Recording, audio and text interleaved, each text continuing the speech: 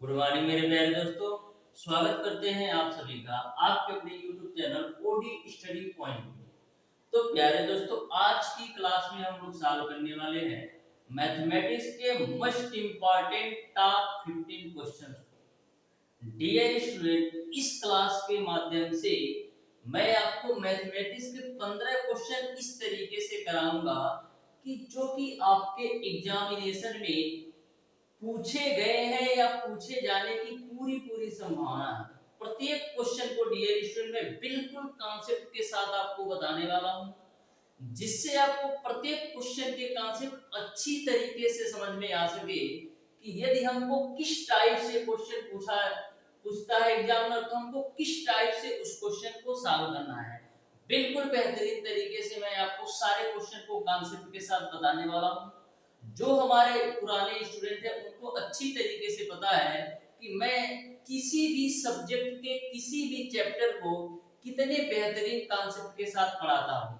आप हमारे dear student 2 से 3 क्लासेस लेकर देखिए, यदि आपको मैथ में कुछ भी नहीं समझ में आता होगा तो 100% समझ में आने लगेगा, क्योंकि मैं बिल्कुल बेहतरीन कॉन्सेप्ट के साथ स्टेप बाय स्टेप आपको बताता हूँ, जिससे आपको किसी भी क्वेश्चन में किसी भी प्रकार का डाउट और कंफ्यूजन ना हो। हमारी आपसे रिक्वेस्ट है डियर स्टूडेंट, जो भी स्टूडेंट अभी तक हमारे चैनल ओडी स्टडी पॉइंट को सब्सक्राइब नहीं कर रखे हैं, सब्सक्राइब जरूर कर लेना डियर स्टूडेंट। इस चैनल के माध्यम से आपको पॉलिटेक्निक अथवा आईईआरटी एंट्रेंस एग्जाम 2025 की बिल्कुल फ्री ऑफ कास्ट कंप्लीट तैयारी करवाई जाएगी। इसके पहले ऑलरेडी मैंने 2024 के लिए भी तैयारी करवाया, 2023 के लिए, 2022 के लिए बहुत सारे स्टूडेंट का मैंने सिलेक्शन दे रखा है। कुछ स्टूडेंट का इंटरव्यू वाला वीडियो भी पड़ा है यूट्यूब पर, वहां से देख सकते हैं। कुछ स्टूडेंट का रिजल्ट भी मैंने कम्युनिटी पोस्ट में डाल रखा है, वहां से भी आप देख सकते हो। ऐसे ऐसे स्टूडेंट आपको देखने को मिलेंगे कि उनका आईईआरटी के साथ साथ पॉलिटेक्निक के बेस्ट गवर्नमेंट कॉलेज में भी उनका एडमिशन हो गया है। तो बहुत ही बेहतरीन तरीके से, बहुत ही शानदार तरीके से सारे क्वेश्चन का सॉल्यूशन करवाने वाला हूं। तो प्रत्येक क्वेश्चन को बिल्कुल कॉन्सेप्ट के साथ, धैर्य के साथ, पेशेंस के साथ बने रहिएगा। प्रत्येक क्वेश्चन आपको एक ना एक अच्छा कॉन्सेप्ट देकर जाने वाला है। बहुत ही बेहतरीन क्लास होने वाली है। तो हम लोग डियर स्टूडेंट स्टार्ट करेंगे आज की क्लास। क्वेश्चन नंबर 1 आपके सामने पेश करते हैं। प्रत्येक टाइप के क्वेश्चन का सॉल्यूशन करवाऊंगा, इस बात को आप ध्यान में रखिएगा। तो क्वेश्चन नंबर 1 आपका इस प्रकार से दे रखा है, 415 डिवाइडेड बाय 5। बहुत ही बेहतरीन क्वेश्चन है, बारह मास का। देखो दे रखा है 415 डिवाइडेड बाय 5 माइनस 44 गुणे 2 माइनस 44 गुणे 2 डिवाइडेड बाय 8। उसके बाद से दे रखा है प्लस का 53। इसका आपको मान बताना है क्या होगा। तो कभी भी आपको इस टाइप से क्वेश्चन पूछा जाता है तो आपको बारहमास के रूल से सॉल्व करना है। अब आपको बारहमास का रूल क्या होता है ये समझना है। बारहमास के रूल के अनुसार डियर स्टूडेंट, बी का मतलब होता है ब्रैकेट, तो ब्रैकेट तो है नहीं, यानी ये कैंसिल आउट हो जाएगा। उसके बाद से हमको करना है आप को सॉल्व। आप का मतलब होता है गुणा, तो आप तो है नहीं, ये भी नहीं आएगा। उसके बाद से हमको करना है डिवाइड। तो सबसे पहला स्टेप हम कर लेते हैं डिवाइड का काम।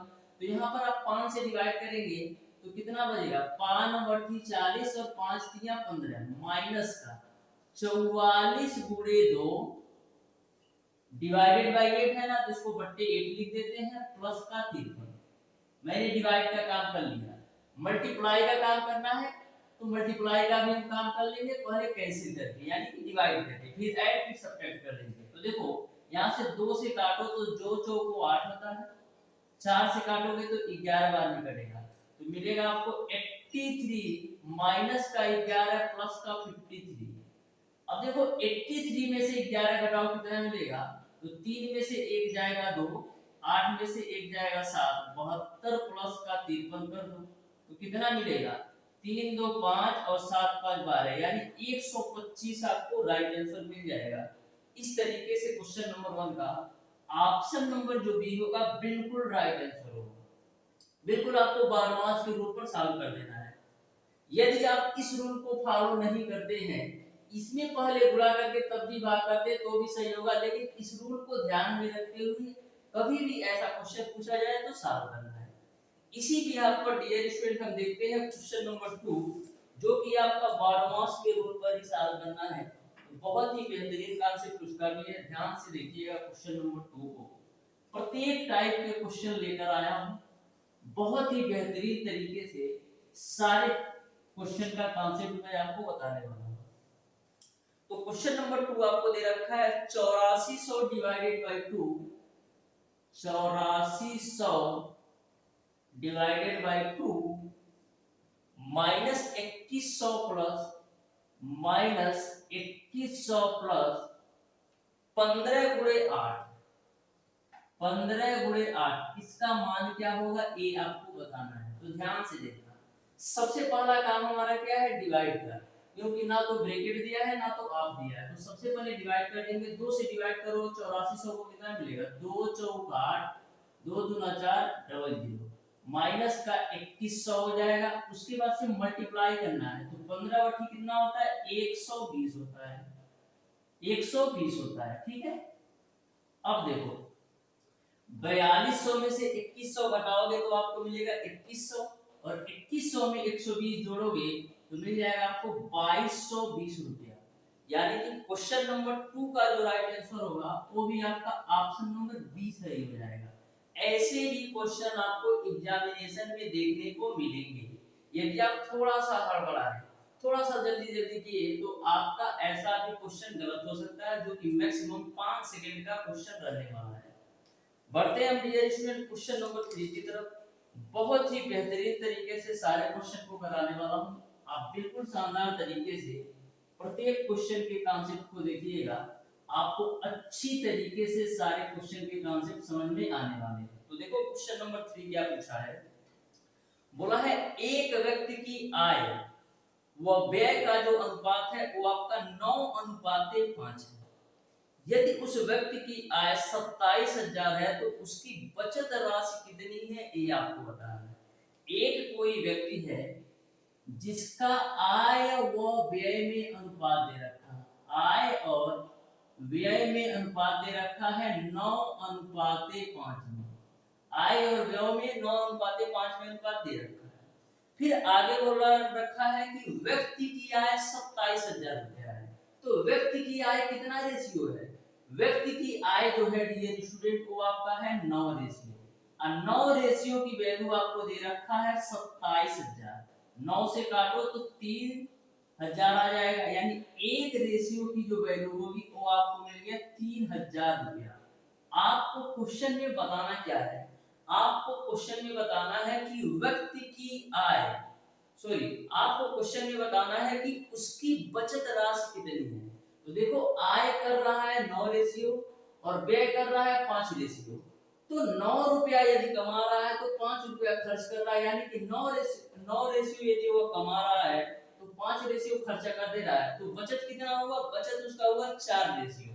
तो एक रेशियो की वैल्यू यदि आपका 3,000 है तो 4 रेशियो की वैल्यू आपका कितना हो जाएगा, 12,000 रुपया, यानी कि 12,000 रुपए की बचत कर रहा है। इस तरीके से क्वेश्चन नंबर 3 का ऑप्शन नंबर सी सही हो जाएगा। यदि इसी में मैं आपसे पूछ ली कि कितने रुपए का व्यय कर रहा है, तो एक रेशियो की वैल्यू आपका है 3,000, अब 5 रेशियो के बराबर व्यय कर रहा है, तो 3,000 गुणे 5 यानी कि 15,000 रुपए वो व्यय कर रहा है, 15,000 रुपए वो खर्च कर रहा है।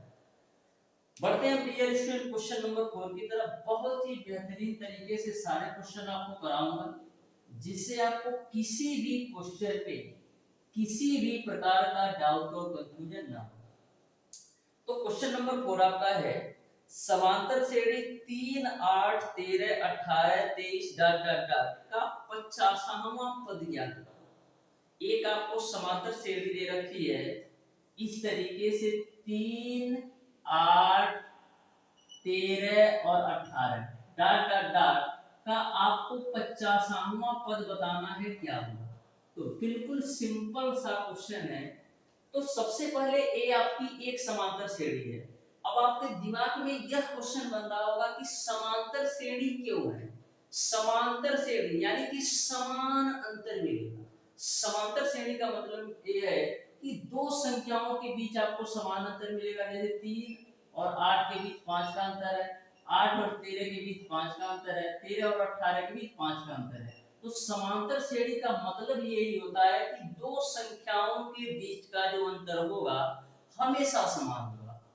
अब आपको पता है डियर स्टूडेंट कि किसी भी समांतर श्रेणी के यनवा पद का जो फार्मूला होता है वो आपका होता है a प्लस का n-1 इंटू का d होता है।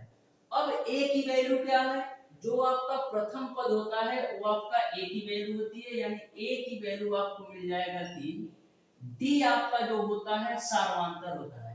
सार्वंतर का मतलब दो संख्याओं के बीच का अंतर। तो दो संख्याओं के बीच का अंतर कितना है? 5। अब आप सारी वैल्यू रख दो तो आपको 50वां पद निकालना है, यानी कि t15 बराबर a की वैल्यू आपको मिल जाएगा 3, n की वैल्यू आपका 50 क्योंकि 50वां पद की बात की गई है, माइनस का 1 और d की वैल्यू 5 रख दो।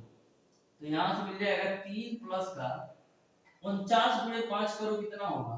49 गुणे 5, देखो 5 9 45, अब 5 चौक 20 4 24 प्लस का 3, यानी कि 245 प्लस 3 कितना हो जाएगा? 248।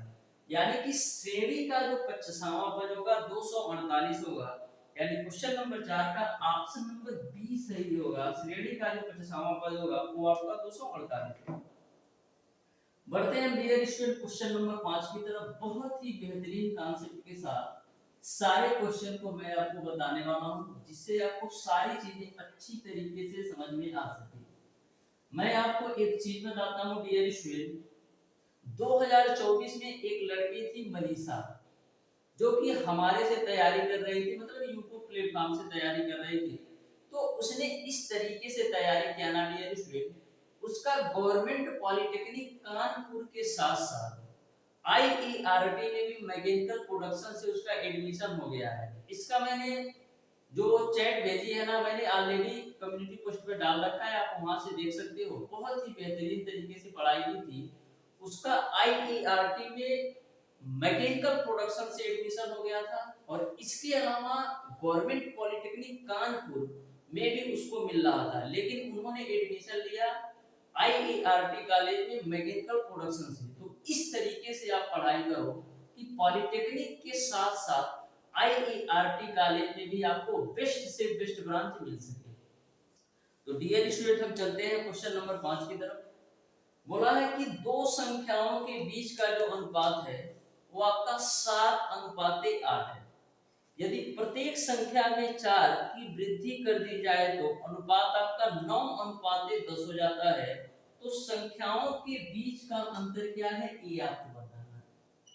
तो संख्याओं के बीच का अंतर क्या है, ये आपको बताना है। तो दो संख्याओं के बीच का अनुपात कितना है? 7:8 है। तो दो संख्याएं हैं, ए मान लिया मैंने पहली संख्या है और ए आपका दूसरी संख्या है। तो दो संख्याओं के बीच का अनुपात जो है वो आपका 7:8 है। फिर आगे बोला गया है प्रत्येक संख्या में 4 की वृद्धि कर देने पर, यानी कि पहली संख्या में भी हम 4 की वृद्धि कर रहे हैं और दूसरी संख्या में भी 4 की वृद्धि कर दे रहे हैं। तो जो नया अनुपात आपको बन के आ रहा है वो आपका बन के आ रहा है 9:10 में। तो आपको बताना है कि संख्याओं के बीच का अंतर क्या है। बहुत ही बेहतरीन क्वेश्चन है।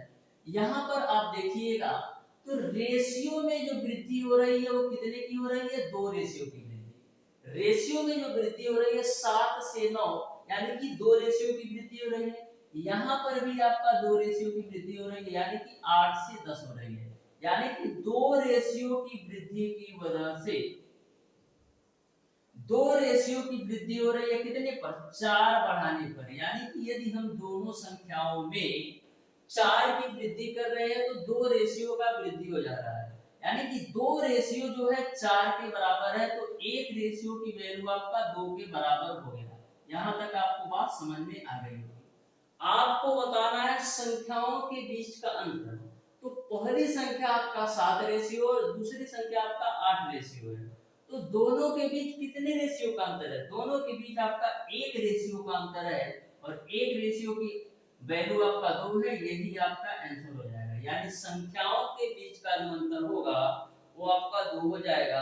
यानी क्वेश्चन नंबर 5 का ऑप्शन नंबर ए सही हो जाएगा। Option number A will be the right answer for question number 5। बढ़ते हैं हम डियर स्टूडेंट क्वेश्चन नंबर 6 की तरफ। बहुत ही बेहतरीन तरीके से सारे क्वेश्चन के कॉन्सेप्ट में आपको बताऊंगा, तो ध्यान से देखिएगा क्वेश्चन नंबर 6 को। बोला है एक वस्तु का जो क्रय मूल्य है वो आपका 440 रुपया है।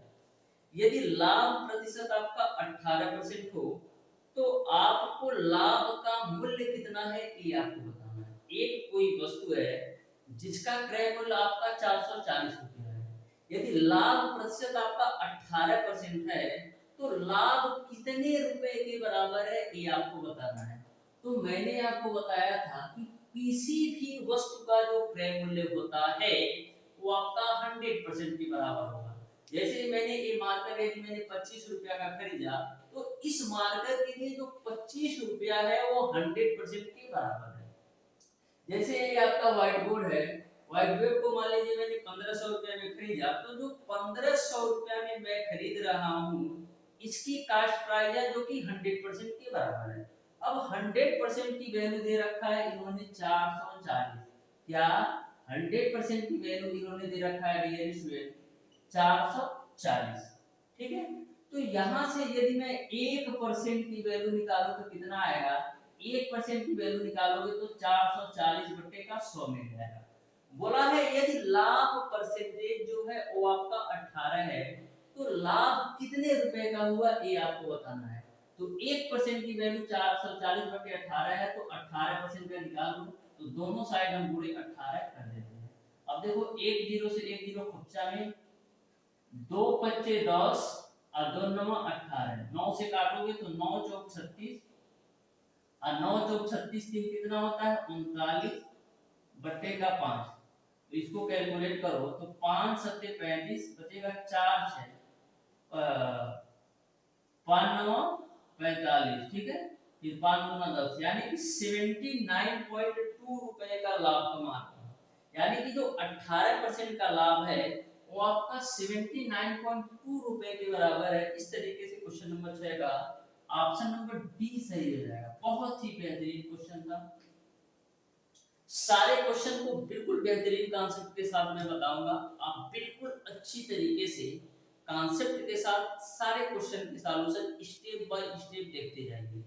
डियर स्टूडेंट, इस बात की मैं आपको गारंटी देता हूँ, जितनी भी मैं मैथ के क्लासेस लेता हूँ यदि आप अच्छी तरीके से देख लेते हो तो यकीन मानिए आप 90% क्वेश्चन आप 100% एक्यूरेसी के साथ करके आओगे। अब 10% क्वेश्चन वही छूटेंगे जो हार्ड होंगे, यानी कि जिसको सॉल्व करने में आपका 2 से 3 या 4 मिनट लगने वाले हैं।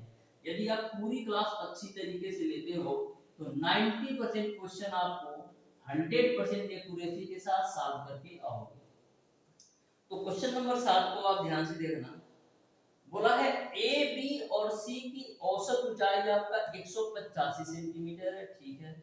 यदि ए और बी की औसत ऊंचाई 153 सेंटीमीटर है और बी और सी की औसत ऊंचाई 152 सेंटीमीटर है तो बी की ऊंचाई कितनी है ये आपको बताना है।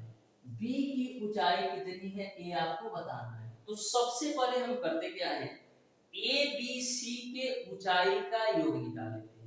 ए बी सी के ऊंचाई का योग हम निकाल लेते हैं। तो ए बी और सी के ऊंचाई का योग कैसे निकालोगे? ए बी सी के ऊंचाई का योग निकालने के लिए आप क्या करोगे, औसत गुणे संख्याओं की संख्या। तो ए बी सी का जो औसत ऊंचाई है वो आपका है 185, संख्याओं की संख्या कितनी है 3, क्योंकि 3 व्यक्ति की बात हो रही है ए बी और सी की। तो यहां से कैलकुलेट करो, 3 पचे 15, 3 बटे 24 से 25 को 5, 3 एकम 3 2 5, यानी कि 555 आ गया ए बी सी के ऊंचाई का। फिर आगे बोला है यदि ए और बी की औसत ऊंचाई आपका 153 है तो हम क्या करेंगे, ए और बी की ऊंचाई का योग निकालेंगे। ऊंचाई का योग कैसे निकालते हैं, औसत गुणे संख्याओं की संख्या।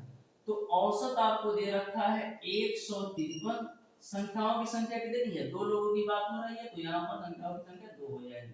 तो यहाँ से 153 गुना कितना होता है 306।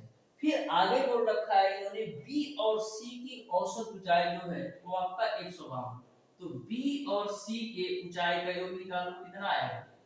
औसत बड़े संख्याओं की संख्या, तो औसत तो आपका हो जाएगा 152 और संख्याओं की संख्या 2, तो ए आपका हो जाएगा 304। यहां तक आपको क्लियर है, ठीक है। अब देखिए इसको मैं मान लेता हूं कि समीकरण 1 है, इसको मैं मान लेता हूं 2 है और इसको मैं मान लेता हूं c। अब देखो समीकरण 2 और समीकरण 3 को हम आपस में जोड़ेंगे। समीकरण 2 और समीकरण 3 को आपस में जोड़ेंगे तो a कितनी बार है, a एक बार है।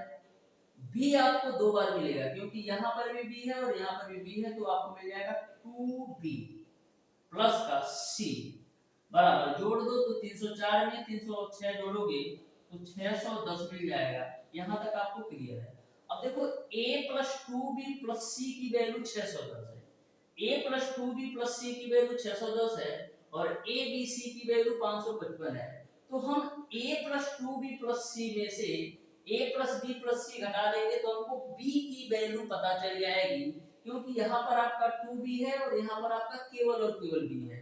तो यहाँ से इसको आप मान लो समीकरण 4, तो समीकरण 4 में से एक घटाओगे तो आपको केवल और केवल b की वैल्यू मिल जाएगी। कितनी मिल जाएगी, 610 में से 555 घटाओ तो कितना मिलेगा, 45 और 10 कितना 55, यानी कि b की जो औसत ऊंचाई है वो आपका मिल जाएगा 55, यानी कि क्वेश्चन नंबर 7 का ऑप्शन नंबर बी सही हो जाएगा। बहुत ही बेहतरीन कॉन्सेप्ट ये भी था। बढ़ते हैं डियर स्टूडेंट क्वेश्चन नंबर 8 की तरफ, बिल्कुल सिंपल तरीके से सॉल्व करवाया है। तो क्वेश्चन नंबर 8 को आप ध्यान से देखिएगा, बहुत ही बेहतरीन तरीके से क्वेश्चन नंबर 8 का मैं सॉल्यूशन करवाऊंगा। आप ध्यान से देखिएगा क्वेश्चन नंबर 8 को। क्वेश्चन नंबर 8 में बोला गया है कि 60 विद्यार्थियों के एक समूह में 50% इतिहास में रुचि रखते हैं और शेष भूगोल में रुचि रखते हैं। यदि इतिहास का औसत 85 है और भूगोल का औसत स्कोर 75 है तो पूरे समूह के लिए औसत स्कोर कितना है ये आपको बताना है। पूरे समूह के लिए औसत स्कोर कितना है ये आपको बताना है। तो औसत निकालने के लिए आप फार्मूला क्या लगाते हो, संख्याओं का योग बटे संख्याओं की संख्या। तो यहाँ पर 60 विद्यार्थियों के एक समूह में 50% इतिहास में रुचि लेते हैं, तो 60 का 50% कितना होगा, 30, यानी कि 30 विद्यार्थी जो है इतिहास में रुचि लेते हैं और 30 विद्यार्थी जो है भूगोल में रुचि लेते हैं। क्योंकि टोटल आपके 60 विद्यार्थी हैं, बोला है 50% इतिहास में रुचि लेते हैं, तो 60 का 50% निकालोगे यानी 30 मिलेगा। बचे जो 30 होंगे वो आपका भूगोल में रुचि लेते हैं। तो देखो कैसे निकालेंगे एवरेज, तो एवरेज आप कैसे निकालोगे, संख्याओं का योग बटे संख्याओं की संख्या।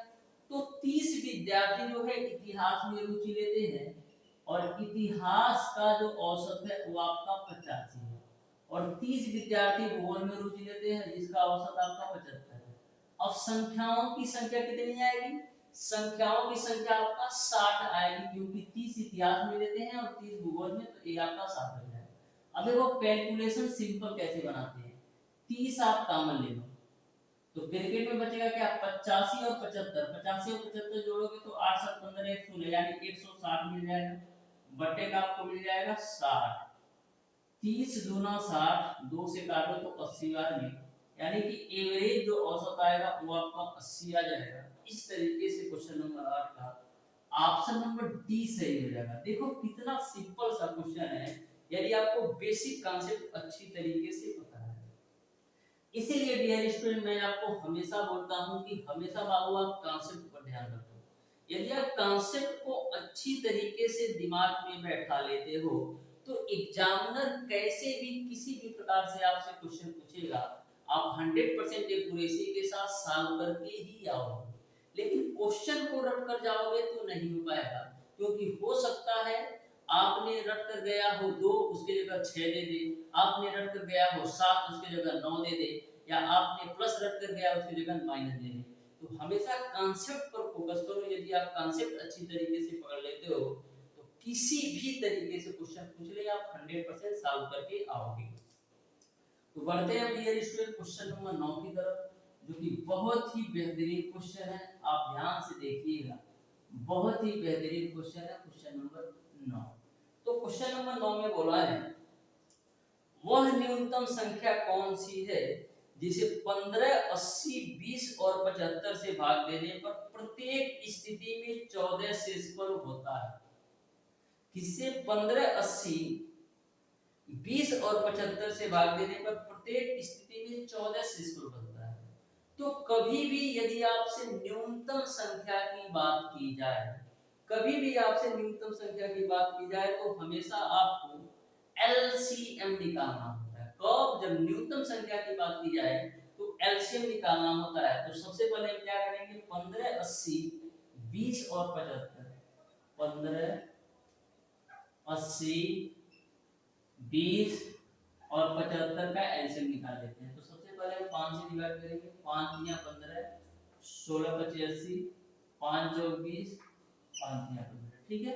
अब 3 से देखो तो 3 एकम 3, 16, 4, फिर 3 एकम 3।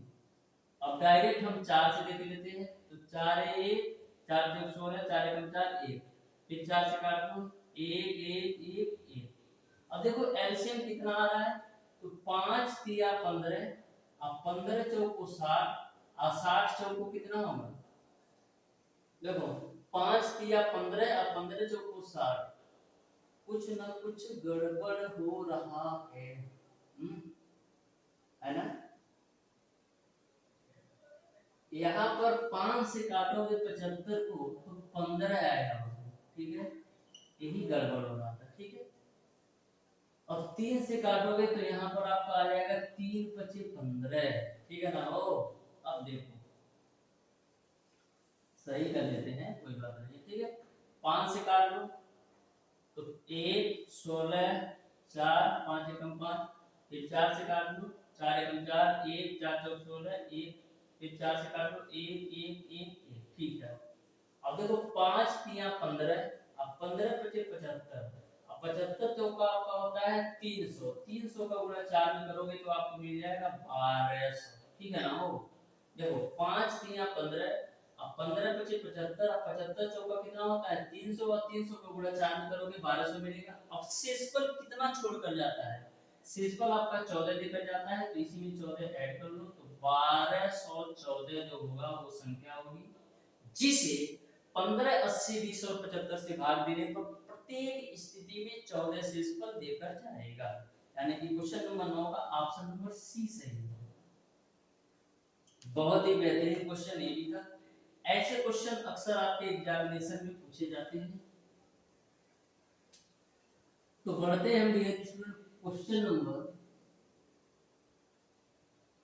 10 की तरफ। ध्यान से देखिएगा क्वेश्चन नंबर 10 को। बोला है एक मिश्रण में पानी और शराब का जो अनुपात है वो आपका 7:19 है। यदि मिश्रण में पानी की तुलना में 12 लीटर अधिक शराब है तो मिश्रण में शराब की मात्रा कितनी है। तो यदि आप क्वेश्चन को ध्यान से पढ़ोगे ना तो क्वेश्चन को पढ़ते ही आंसर दे दोगे। देखो क्वेश्चन कितना सिंपल पूछा है कि पानी और शराब का जो अनुपात है 7:12 है, यानी कि वाटर और वाइन का जो अनुपात है वो आपका 7:12 है। ठीक है। फिर क्वेश्चन में बोला है यदि मिश्रण में पानी की तुलना में 12 लीटर अधिक शराब, मिश्रण में पानी की तुलना में 12 लीटर अधिक शराब है तो सॉरी ये आपका 7:19 है, 12 लीटर अधिक शराब है। तो रेशियो में आप देखो कि पानी और शराब के बीच कितने का डिफरेंस है। इसका 7 रेशियो पानी है, 19 रेशियो शराब है, यानी कि आपका जो शराब है 12 रेशियो ज्यादा है। जो आपका शराब है वो आपका 12 रेशियो ज्यादा है, और 12 रेशियो की वैल्यू इन्होंने दे रखा है 12 लीटर की। जो आपका शराब है पानी से 12 लीटर ज्यादा है, यानी कि 12 रेशियो की जो वैल्यू है 12 लीटर के समान है, यानी 1 रेशियो की जो वैल्यू है वो आपका 1 लीटर के बराबर है। आपको बताना है कि शराब की मात्रा कितनी है। तो 1 रेशियो की वैल्यू 1 लीटर, शराब आपका 19 रेशियो है, तो 19 लीटर जो आपका हो जाएगा शराब हो जाएगा। यानी क्वेश्चन नंबर 10 का ऑप्शन नंबर ए सही हो जाएगा। देखो कितना बेहतरीन और सिंपल क्वेश्चन था। बढ़ते हैं डियर स्टूडेंट क्वेश्चन नंबर 11 की तरफ। बहुत ही बेहतरीन तरीके से सारे क्वेश्चन के कॉन्सेप्ट आप समझ पा रहे होंगे, क्योंकि मैं बिल्कुल सिंपल और आसान भाषा में प्रत्येक क्वेश्चन को मैं आपको बता रहा हूँ। डियर स्टूडेंट, आपके समय को ध्यान में रखते हुए मैं आपको लाइव क्लासेस नहीं देता हूँ कि उसी में बच्चा कमेंट करेगा फिर मैं पढ़ूंगा रिप्लाई दूंगा, तो चीजें थोड़ा सा ज्यादा डिफिकल्ट हो जाती है। यानी कि जो जितने क्वेश्चन मैं आधा घंटा में रिकॉर्डेड क्लास में करा सकता हूँ ना, उतने ही क्वेश्चन हमको कराने में 45 से 50 मिनट लग जाएंगे लाइव क्लासेस में। तो हमेशा ध्यान में रखिएगा, बहुत ही बेहतरीन क्लासेस मैं आपको दे पा रहा हूँ, आपका टाइम भी बचत हो रहा है और कम समय में ज्यादा से ज्यादा क्वेश्चन आप सॉल्व कर पा रहे हो।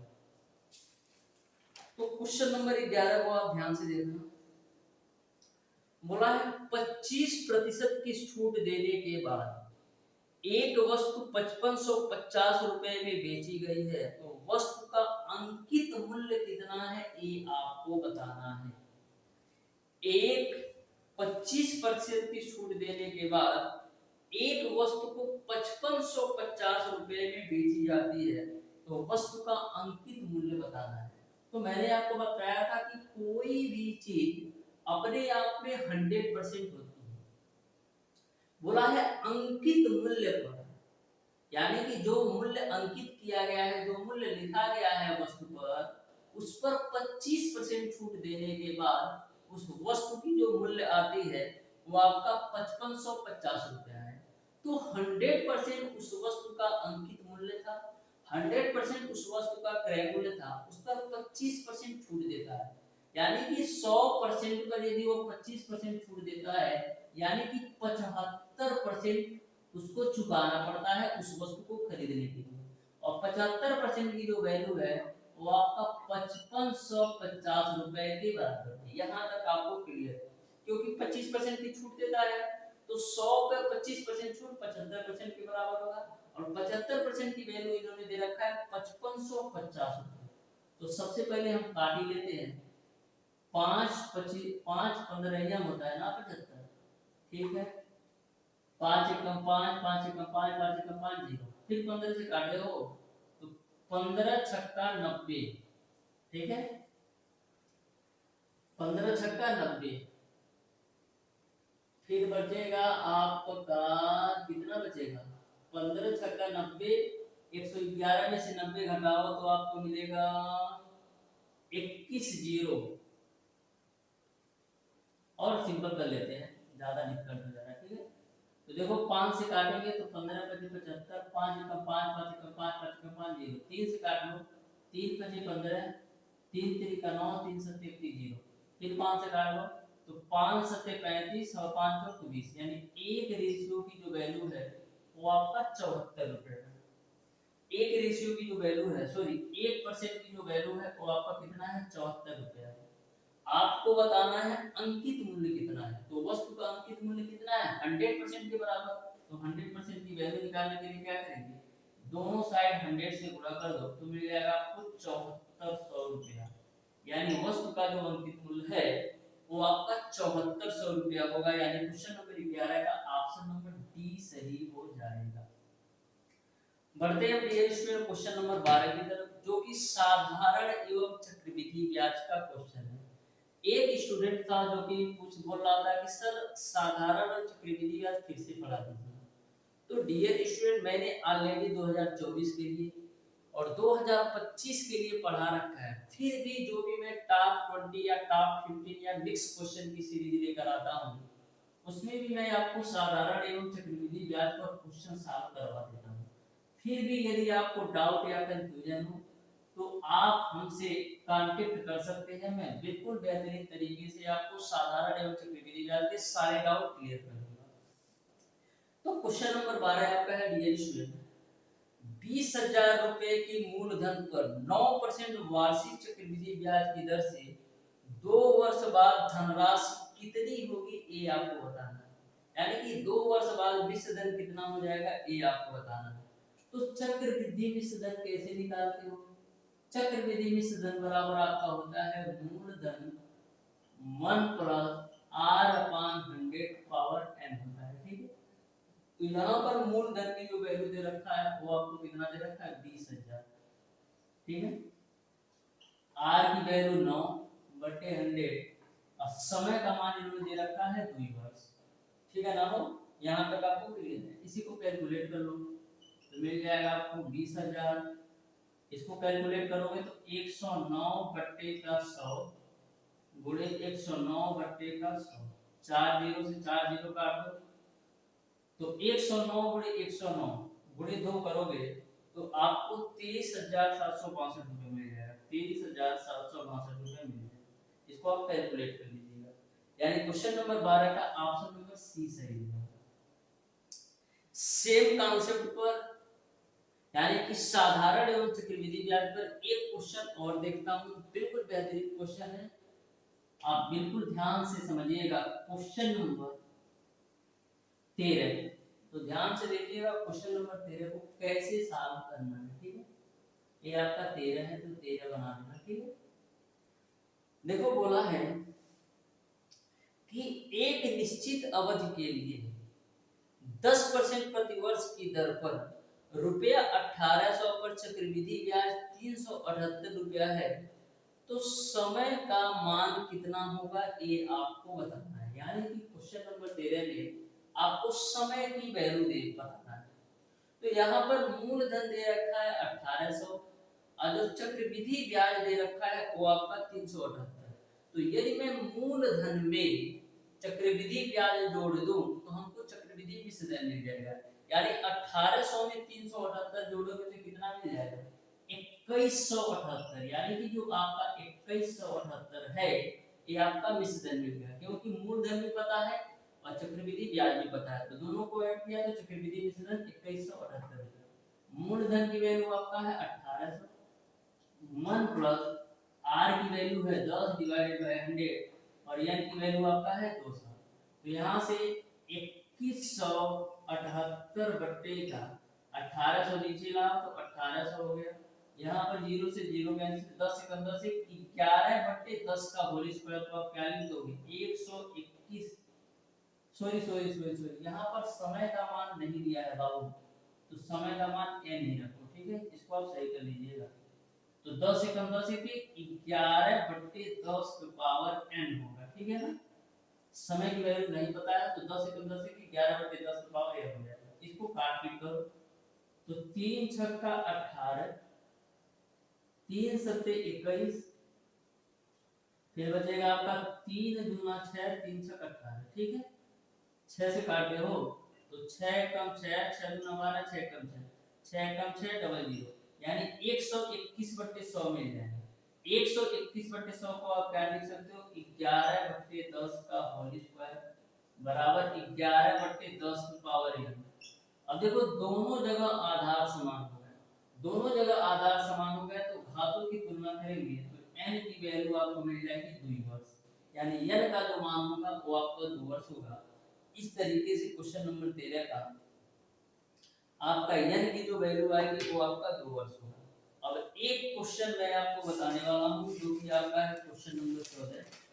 उसके बाद से क्वेश्चन नंबर 15 आपको खुद सॉल्व करना है और बताना है कि कौन सा ऑप्शन सही है।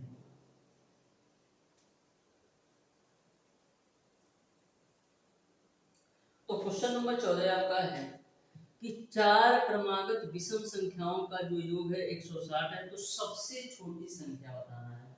4 क्रमागत विषम संख्याओं का जो योग है वो आपका 160 है, तो सबसे छोटी संख्या बताना है। तो सबसे पहला काम आपका क्या होता है कि 4 क्रमागत विषम संख्याओं को मानना। तो कभी भी यदि आपको 4 क्रमागत विषम संख्याओं की बात की जाए तो हमेशा ध्यान में रखिएगा इस तरीके से आपको लेना है। पहली संख्या आपको ले लेना है 2x + 1, दूसरी संख्या आपको ले लेना है 2x + 3, तीसरी संख्या आपको ले लेना है 2x + 5 और चौथी संख्या आपको ले लेना है 2x + 7। इस तरीके से मैंने 4 क्रमागत विषम संख्याएं ले लिया। अब आपके दिमाग में ये बन रहा होगा कि x क्यों नहीं लेंगे। यहाँ पर मैंने ऐसा इसलिए 4 विषम संख्याएं लिया है क्योंकि डियर स्टूडेंट यहाँ पर कहीं भी x की वैल्यू आप 0 से लेकर के किसी भी नंबर को रखकर देख लो, हमेशा आपको एक विषम संख्या देखा जाएगी। x की वैल्यू कुछ भी रख लो, चाहे 0 रख लो, चाहे 1 रख लो, चाहे 2 रख लो, चाहे 3 रख लो, चाहे 5 रख लो, 7 भी रख लो, यानी x की वैल्यू कुछ भी आए हमेशा आपको विषम संख्या देकर जाएगी। इसलिए मैंने 4 विषम संख्याएं इस तरीके से माना है। बोला है कि 4 विषम संख्याओं का योग 160 है, तो इन चारों का ऐड करो, 2 2 4 2 6 2 8, यानी कि 8x प्लस का 3 1 4 और 5 9 7 16, 8x प्लस 16 की वैल्यू आपका है 160। तो 8x की वैल्यू कितना मिल जाएगा, 160 में से घटाओ 16 तो 144, 8 से काटो तो 8 एकम 8, 8 घटाए 64, ठीक है ना। यानी x की वैल्यू कितना मिल जाएगा 18।